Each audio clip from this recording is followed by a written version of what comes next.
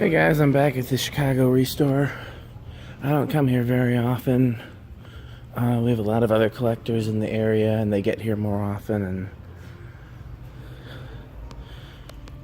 there's not a lot of cool stuff these days, so I figure if there's a chance for them to get it, I don't need to make the trip. But I'm in Chicago this week anyways. I found out I was only 7 miles from here, so thought it was at least worth checking out.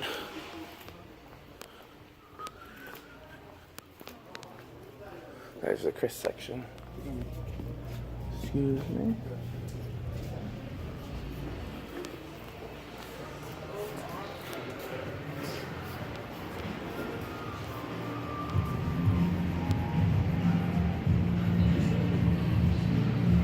Quite a lot of fans, but nothing cool that I see so far. That Regency or Menards thing is probably the coolest vintagey thing.